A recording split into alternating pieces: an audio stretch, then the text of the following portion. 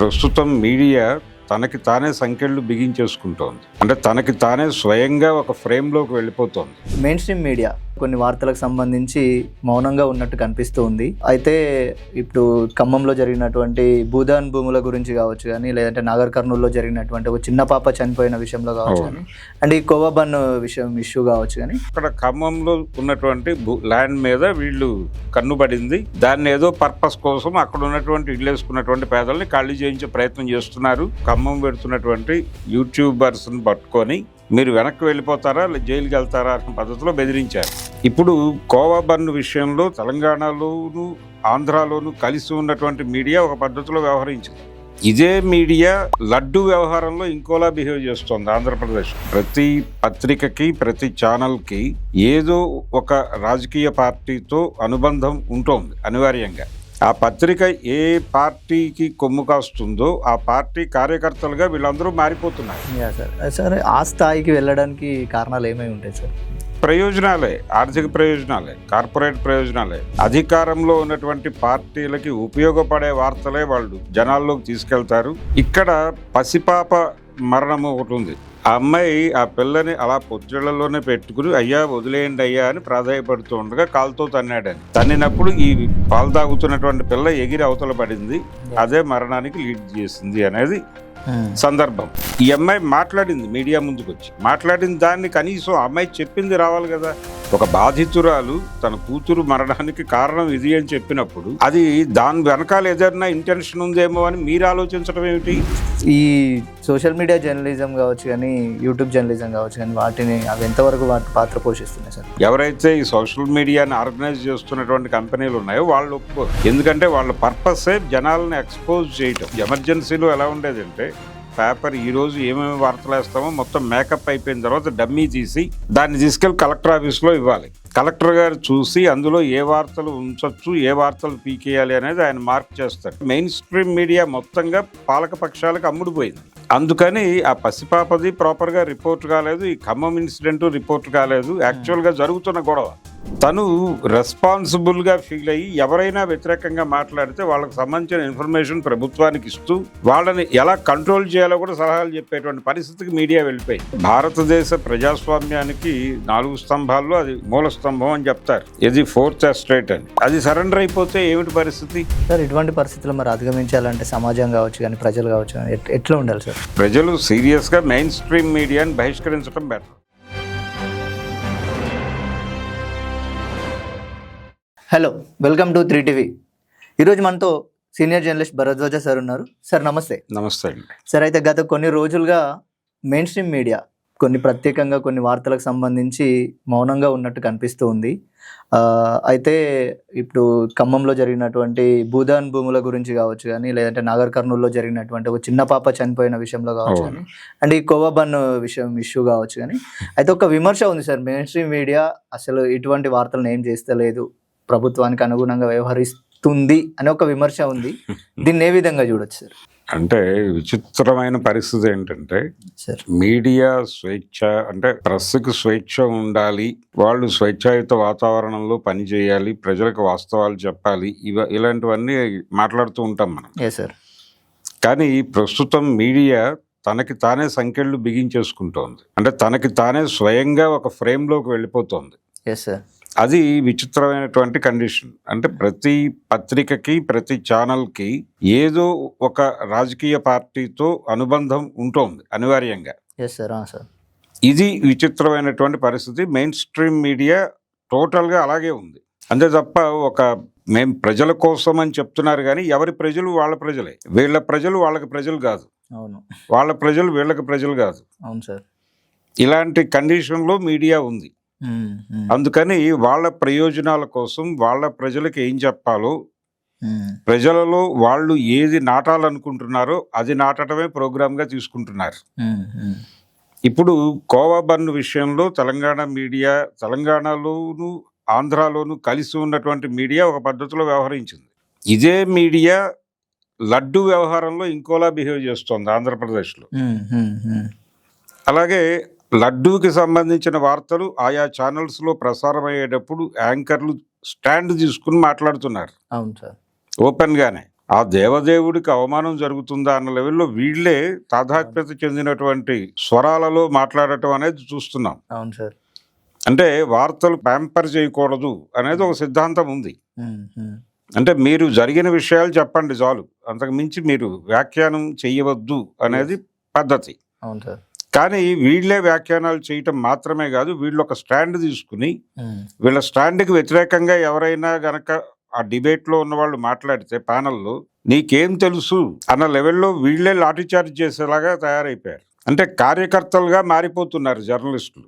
ఆ పత్రిక ఏ పార్టీకి కొమ్ము కాస్తుందో ఆ పార్టీ కార్యకర్తలుగా వీళ్ళందరూ మారిపోతున్నారు. ఇది విచిత్రమైనటువంటి సందర్భం. అందుకని చాలా స్పష్టంగా ప్రో స్టేట్ వార్తల్ని మాత్రమే వాళ్ళు వేస్తారు.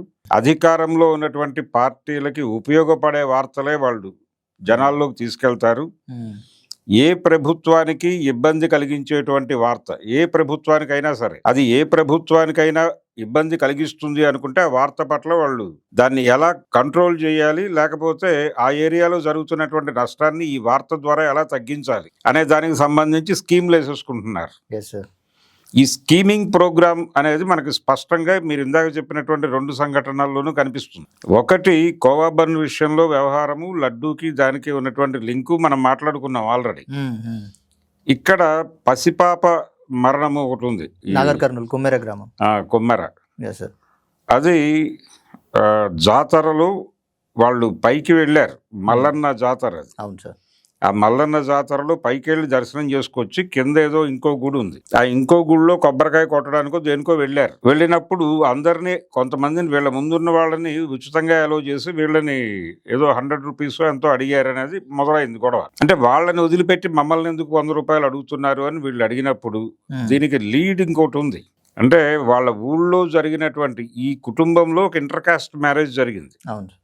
ఆ ఇంటర్ కాస్ట్ మ్యారేజ్ అంటే కులం తాలూకా స్ట్రక్చర్ ఇబ్బంది పడుతుంది అని వీళ్ళు ఏదో జడ్జిమెంట్లు పాస్ చేశారు. భారతదేశంలో అగ్రకులాలు జడ్జిమెంట్లు ఇస్తాయి, అంటే పంచాయతీలు చేస్తారు వాళ్ళు గ్రామాల్లో.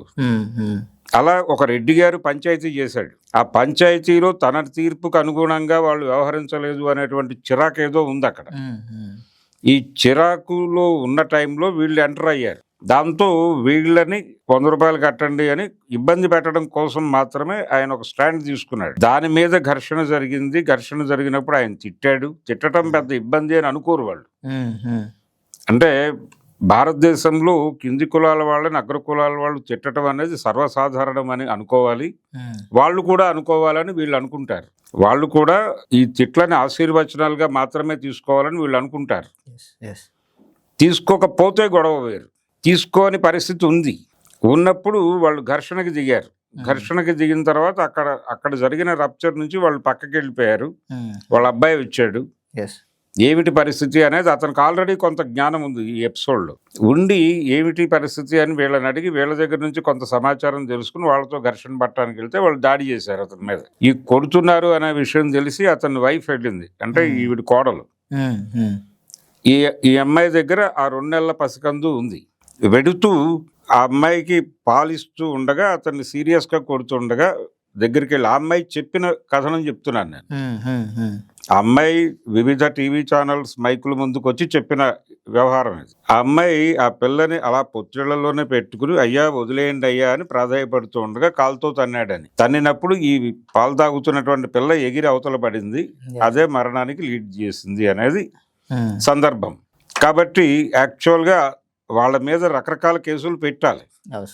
అంటే కులం పేరుతో దూషించటము అనే దాంతో మొదలుపెట్టి వాళ్ళకి సమాన ప్రాతినిధ్యం ఇవ్వకపోవడం గుడి దగ్గర అనే దగ్గర, దాంతోపాటు వీళ్ళ మీద దాడి చేయటము హత్యానేరం కింద చేయాలి. ఏది ఆ పాపని చంపటం అనేది. కానీ మెయిన్ స్ట్రీమ్ మీడియాలో ఈ వార్త ఎలా వచ్చిందంటే చాలా ఛానల్స్లోను వెబ్సైట్లలోనూ వచ్చినటువంటి వార్త, ఈ అమ్మాయి అడిగింది అక్కడ 100 రూపాయలు అడిగారు వాళ్ళు. 100 రూపాయలు ఏమిటండి, ఇంతకు ముందు వాళ్ళని పంపించారు కదా, మాకు 100 రూపాయలు కలెక్ట్ చేస్తున్నారేంటి అని వీళ్ళు ఘర్షణ పడుతుండగా వెనకాల క్రౌడ్ పెరిగిపోయి రష్ జరిగింది. ఆ రష్ లో ఈ అమ్మాయి కింద పడిపోయి చనిపోయింది. అంటే తొక్కిసలాట దొమ్మి అన్నప్పుడు కోర్టులో శిక్షలు పడవు. ఎవరు కాలేశారో తెలియదు కాబట్టి, అది ప్రూవ్ చేయడం కష్టం కాబట్టి ఇలాంటివి ఏదో నామినల్ శిక్షలతో పోతుంది కేసు. కాబట్టి ఇలాగ డ్రైవ్ చేయటం కోసం వీళ్ళు మీడియా వైపు నుంచి ఒక సహకారం అందించారు అనేది అర్థమవుతోంది అలా రాయటం ద్వారా. అలా కాదు, దీని వెనకాల చాలా జరిగింది, ఆ ఊళ్ళో జరిగిన గొడవ దగ్గర నుంచి లీడ్ తీసుకుని కొంతమంది యూట్యూబర్స్, కొన్ని వెబ్సైట్లు అలాంటి వాటిల్లో ఈ కథనం వచ్చింది, కానీ మెయిన్ స్ట్రీమ్ మీడియాలో కనబడలేదు, ఈ ధోరణిలో కనబడలేదు. వార్త అయితే ప్లేస్ అయింది, కానీ వాళ్ళు అనుకున్న నేరేటివ్లో ప్లేస్ అయింది. కానీ ఈ అమ్మాయి మాట్లాడింది, మీడియా ముందుకు వచ్చి మాట్లాడిన దాన్ని కనీసం అమ్మాయి చెప్పింది రావాలి కదా. ఒక బాధితురాలు తన కూతురు మరణానికి కారణం ఇది అని చెప్పినప్పుడు అది దాని వెనకాల ఏదైనా ఇంటెన్షన్ ఉందేమో అని మీరు ఆలోచించడం ఏమిటి? అంటే వీళ్ళకి ఇంకేవో ప్రయోజనాలు ఆశించి ఇలా మాట్లాడుతున్నారని వీళ్ళు అనుకోకూడదు కదా. ఎవరైనా అంటే మీరు పబ్లిష్ చేయండి, ఆ అమ్మాయి అన్నది మీరు పబ్లిష్ చేయండి. ఆ అమ్మాయి ఏదో హిడెన్ ఎజెండాతో మాట్లాడింది అంటే జనరల్ గా ఈ క్యాస్ట్ కి సంబంధించి, అంటే కింది కులాల వాళ్ళు పై కులాల మీద పెట్టేటువంటి కొన్ని కేసులు ఉంటాయి, అంటే ఎస్సీ ఎస్టీ అట్రాసిటీస్ కేసులు వాంటెడ్ గానే పెడతారు అనేది ఒక నేరేటివ్ కల్పించేశారు బుర్రల్లో.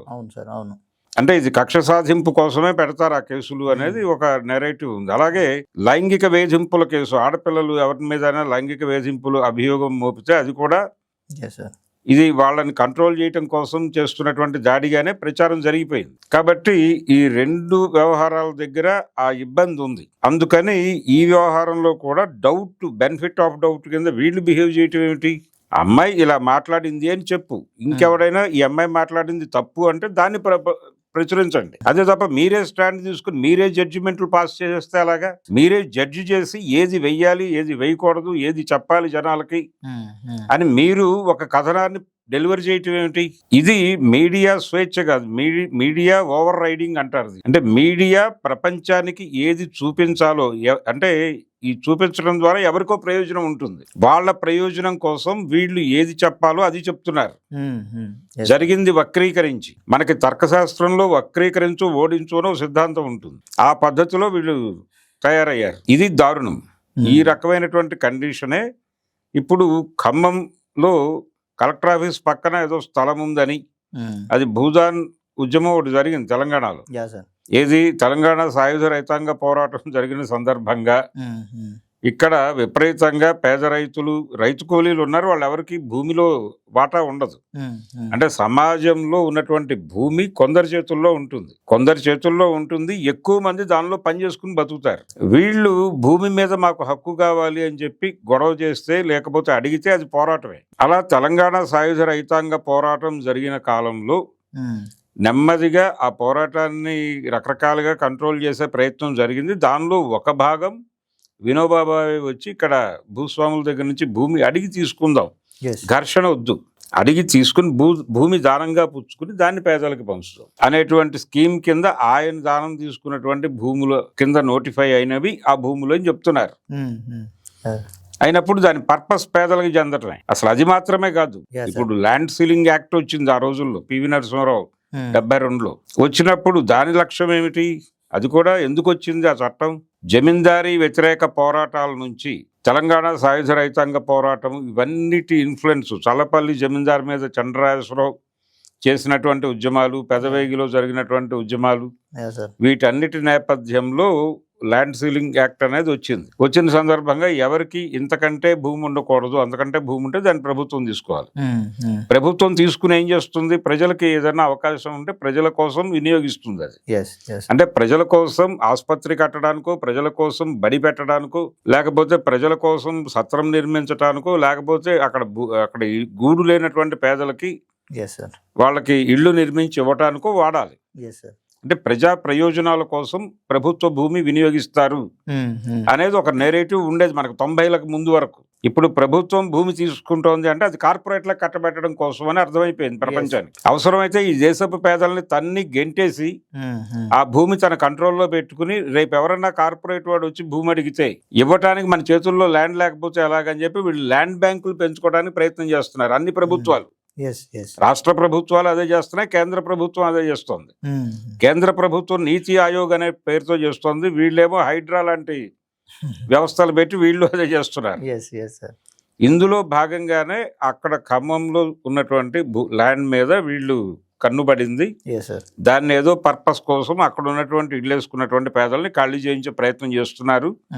ఇందులో మంత్రి పొంగులేటి దగ్గర నుంచి మొదలు పెడితే లోకల్ గా ఉన్నటువంటి చాలా మంది పేర్లు మాట్లాడారు. ఈ మాట్లాడుతున్నటువంటి క్రమంలో అక్కడ జరుగుతున్నటువంటి దాడిని కవర్ చేయడానికి మెయిన్ స్ట్రీమ్ మీడియా ప్రయత్నం చేయలేదు. ఆ వార్తని పబ్లిష్ చేయడానికి కూడా వాళ్ళు ఉత్సాహం చూపించలేదు. ఎందుకంటే ఇది నేరుగా ప్రభుత్వానికి ఏదో ప్రయోజనం ఉన్న వ్యవహారం కాబట్టి దీన్ని డిస్టర్బ్ చేయటం కన్నా దీన్ని రేపు ఘర్షణ జరిగితే అక్కడ ఏదైనా ఇన్సిడెంట్ జరిగితే అప్పుడు రిపోర్ట్ చేద్దామన్న ధోరణిలో వ్యవహరిస్తున్నారు. ప్రభుత్వాలకి సపోర్ట్ గా ఏదైనా కావచ్చు, అప్పుడు మాట్లాడదాం. అప్పుడు కూడా కర్ర విరగకుండా పాము చావకుండా ఒక మెథడ్ ఉంటుంది. ఆ మెథడ్ లో వెళ్ళేటువంటి ఆలోచనే ఉంది వీళ్ళకి. అయితే ఇదే క్రమంలో కొన్ని యూట్యూబ్ ఛానల్స్ వాళ్ళు ఎంటర్ అయ్యారు.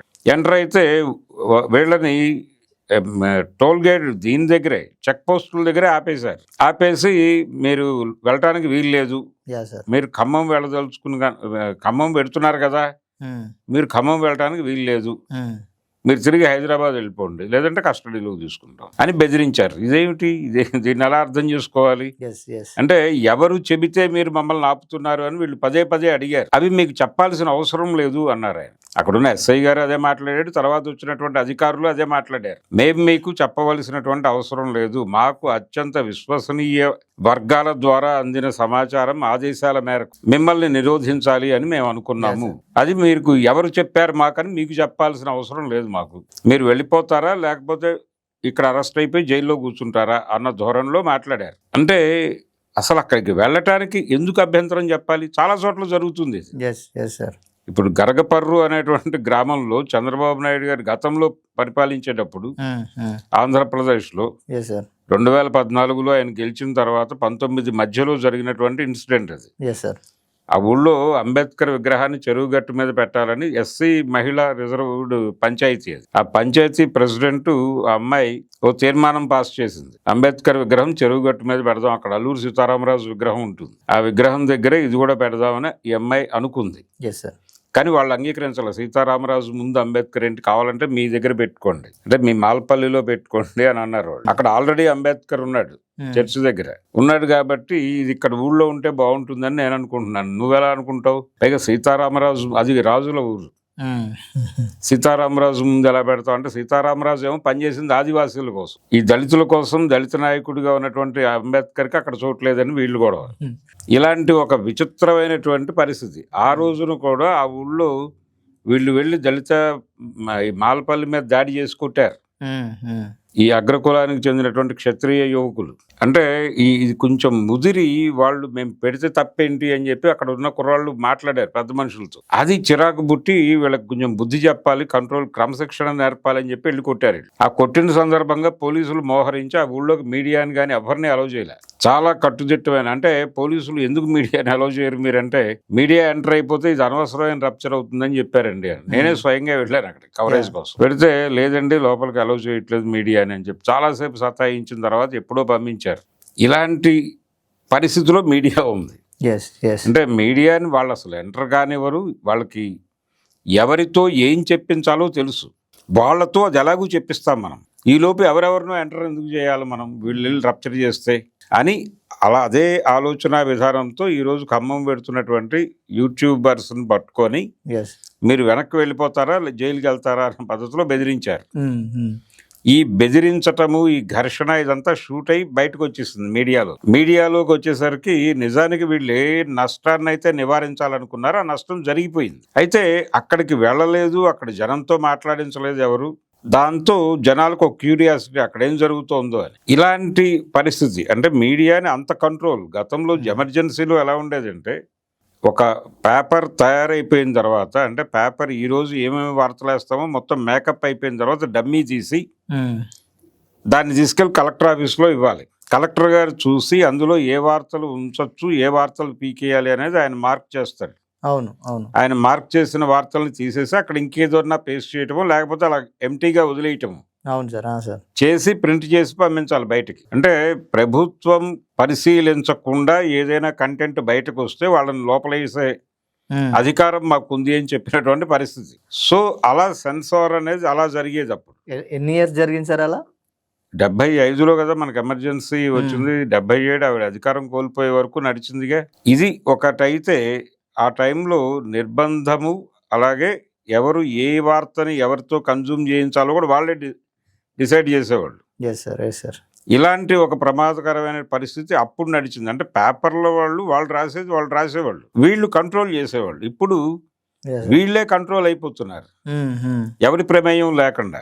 అంటే వీళ్ళు విపరీతంగా ప్రయోజనం పొందుతున్నారు వీళ్ళ దగ్గర నుంచి, రాజకీయ పార్టీల నుంచి. ప్రతి పేపర్ అంటే మెయిన్ స్ట్రీమ్ మీడియా మొత్తంగా పాలక పక్షాలకు అమ్ముడుపోయింది.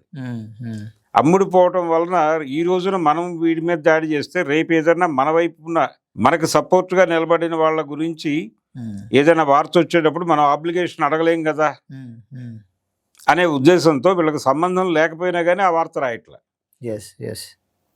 అందుకని ఆ పసిపాపది ప్రాపర్గా రిపోర్ట్ కాలేదు, ఈ ఖమ్మం ఇన్సిడెంట్ రిపోర్ట్ కాలేదు. యాక్చువల్గా జరుగుతున్న గొడవ ఈ యూట్యూబర్స్ ఎప్పుడైతే పోలీసులతో ఘర్షణ పడ్డారో అది మొత్తం షూట్ అయి బయటకు వచ్చింది. అప్పుడు ప్రపంచం ఏం జరుగుతోంది ఖమ్మం దగ్గర, కలెక్టర్ ఆఫీస్ దగ్గర ఏదో స్థలం అంటున్నారు అనేది అప్పుడు జనాలు మాట్లాడటం మొదలు పెట్టారు. కాబట్టి తనని తాను కంట్రోల్ చేసుకుంటూ తను రెస్పాన్సిబుల్గా ఫీల్ అయ్యి ఎవరైనా వ్యతిరేకంగా మాట్లాడితే వాళ్ళకి సంబంధించిన ఇన్ఫర్మేషన్ ప్రభుత్వానికి ఇస్తూ వాళ్ళని ఎలా కంట్రోల్ చేయాలో కూడా సలహాలు చెప్పేటువంటి పరిస్థితికి మీడియా వెళ్ళిపోయింది. ఇది విచిత్రమైనటువంటి సందర్భం. అందుకని మీడియా స్వేచ్ఛ ఇవన్నీ మాట్లాడుకోవడానికి బాగానే ఉంటాయి, కానీ ఇప్పుడు మీడియాకి జనాలకి సమాచారం అందించాలి అనే ప్రోగ్రాం కంటే కూడా జనాలకి ఏ విషయాన్ని ఎలా చెప్పాలి, ఎవరికి ఇబ్బంది లేకుండా చెప్పాలి, ఎవరి మీదకి వీళ్ళ దృష్టి మరలకుండా చెప్పాలి అనే దాని మీద మోర్ కాన్సన్ట్రేషన్ నడుస్తోంది. ఆ ఫిల్టర్లు ఎక్కువైపోయి ఆ ఫిల్టర్ల మీద మధ్య మెయిన్ స్ట్రీమ్ మీడియా బతుకుతోంది.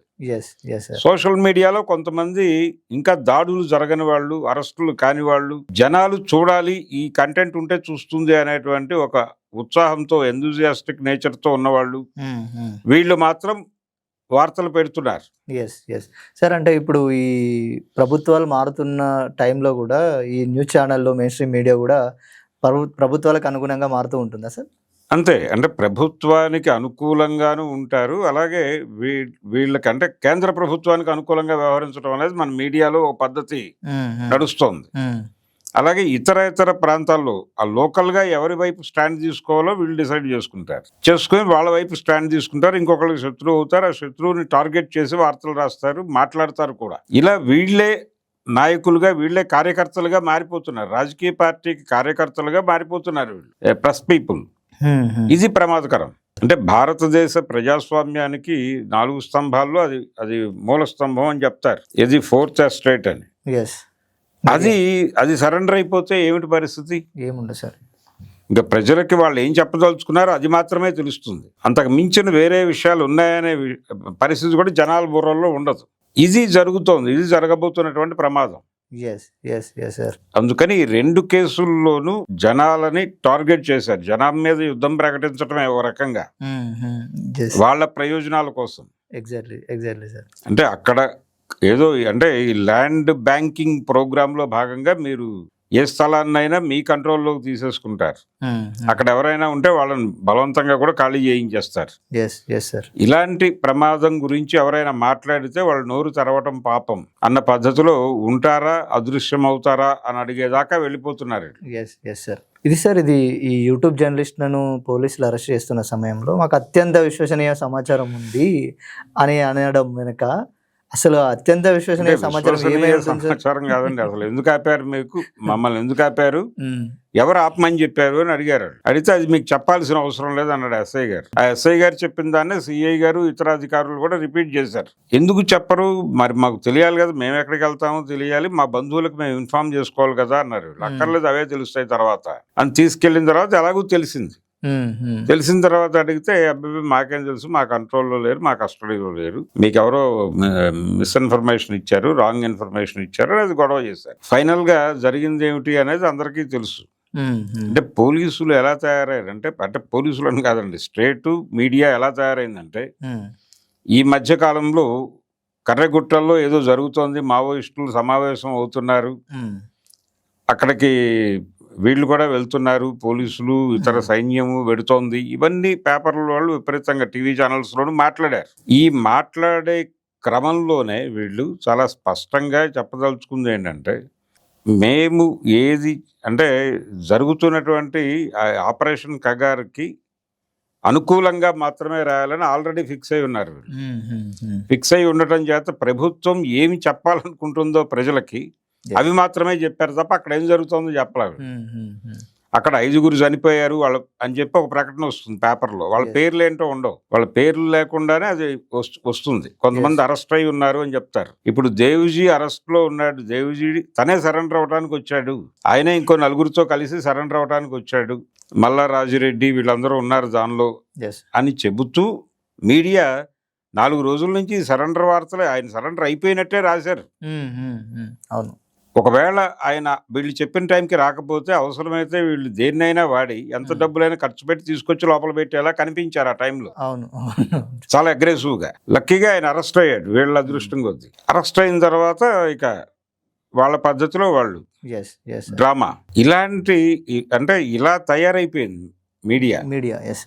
మీడియా తనే మొత్తం అన్ని బాధ్యతల్ని భుజానేసేసుకుంటోంది. అంటే రాజకీయ పార్టీ ఏ పార్టీ ప్రాపకంతో అయితే తను నడుస్తోందో ఆ పార్టీ అనుకూలంగా లేకపోతే కుదరని పరిస్థితి. ఒకవేళ వ్యతిరేకంగా రాయాల్సి వస్తే ఆ వార్తను వాళ్ళకి చెప్పి వాళ్ళ అనుమతి పొంది దాన్ని ఎలా ఎక్కడెక్కడ మార్చాలో కూడా కనుక్కుని అలా మార్చి వేసేస్తున్నారు. సార్ ఆ స్థాయికి వెళ్ళడానికి కారణాలు ఏమై ఉంటాయి సార్? ప్రయోజనాలే, ఆర్థిక ప్రయోజనాలే, కార్పొరేట్ ప్రయోజనాలే. వీళ్ళు వాళ్ళకి ఏదైనా ఫేవర్ చేస్తే వీళ్ళకి ఏదో ఫేవర్ చేస్తారు వాళ్ళు. రేపు పొద్దున వీళ్ళు ఏదో ప్రాజెక్ట్ గురించి ఎవరినో కలుపుకుని గవర్నమెంట్ దగ్గరికి వెళ్ళి పర్మిషన్ కావాలని అడిగితే వీడు చాలా సమాచారాలు మనకి ఇబ్బంది కలగకుండా పక్కకి కంట్రోల్ చేశారు కాబట్టి మనం సంతకం పెడేద్దాం వీడికి అనుకుంటారు. దీనికోసం వీళ్ళు కష్టాలన్నీ పడుతున్నారు. ఆ మధ్య ఒక మెయిన్ స్ట్రీమ్ మీడియా న్యూస్ ఛానల్లో సార్ లైక్ సోషల్ మీడియా కావచ్చు కానీ యూట్యూబ్ జర్నలిజం మీద ఒక నియంత్రణ అవసరం అనేది అని చెప్పారు సార్. అవును, నార్మల్గా ఈ సోషల్ మీడియా జర్నలిజం కావచ్చు కానీ యూట్యూబ్ జర్నలిజం కావచ్చు కానీ అవి ఎంతవరకు వాటి పాత్ర పోషిస్తున్నాయి సార్? అంటే ఇక్కడ సెన్సార్ ఉండాలి లేకపోతే కంట్రోల్ ఉండాలని మాట్లాడుతున్నారు కానీ కంట్రోల్ పెట్టడానికి వాళ్ళు ఒప్పుకోరు. ఎవరైతే ఈ సోషల్ మీడియాని ఆర్గనైజ్ చేస్తున్నటువంటి కంపెనీలు ఉన్నాయో వాళ్ళు ఒప్పుకోరు. ఎందుకంటే వాళ్ళ పర్పసే జనాలను ఎక్స్పోజ్ చేయటం. అంటే మీ మనసులో ఏముందో మీ మనసులోనే ఉంటే కుదరదు, అది ఎక్కడో చోట కక్కాలి మీరు. ఆ కక్కటానికే 100 ప్లాట్ఫామ్స్ పెట్టారు వాళ్ళు. ఫేస్బుక్, ట్విట్టర్, థ్రెడ్స్, ఇంకేదో రకరకాల పద్ధతుల్లో ఒక 7-8 ప్లాట్ఫామ్స్ క్రియేట్ చేశారు, ఇంకా వస్తున్నాయి. అంటే ప్రతి ఒక్కడు ఏదో ప్లాట్ఫామ్ లో మెంబర్ అయి ఉంటాడు. తనకు అనిపించిన విషయం, ఈ రోజు ఏదో ఇబ్బంది కలిగింది అతనికి, ఇంటి దగ్గరికి వచ్చిన ట్యాక్స్ వేయడానికి వచ్చిన వాడు ఏదో హెరాస్ చేశాడు ఆయన్ని, వెంటనే దానిలో రాస్తున్నారు. ఇతనికి ఈ అభిప్రాయం ఉందని స్టేట్కి తెలుస్తుంది, అక్కడ రాయగానే అది రికార్డ్ అవుతుంది. సో ప్రభుత్వ వ్యతిరేకులు ఎంతమంది ఉన్నారో ఇక్కడ దీని ప్రకారం ఒక 10 నిమిషాల్లో క్యాలిక్యులేట్ చేసి చెప్పచ్చు ఈ డేటా ఆధారంగా. సో అందుకోసం సోషల్ మీడియా ఉంది అనేటువంటి ఎరుక ఉండాలి. అంటే ప్రజలు ఏం ఆలోచిస్తున్నారో తెలుసుకోవడం కోసం ఉంది, అది ఊరికేనే లేదు, దానికి ఒక పర్పస్ ఉంది, ఆ పని చేస్తోంది అది. ఇది సోషల్ మీడియా గొడవ. ఇప్పుడు ఈ సోషల్ మీడియా ఉంది కాబట్టి మనం కమ్యూనికేట్ చేసుకుందామని చాలా మంది మాట్లాడతారు ఈ సందర్భంగా. ఈ మాట్లాడిన వాళ్ళందరి మీద రేపు కేసులు పెడతారు.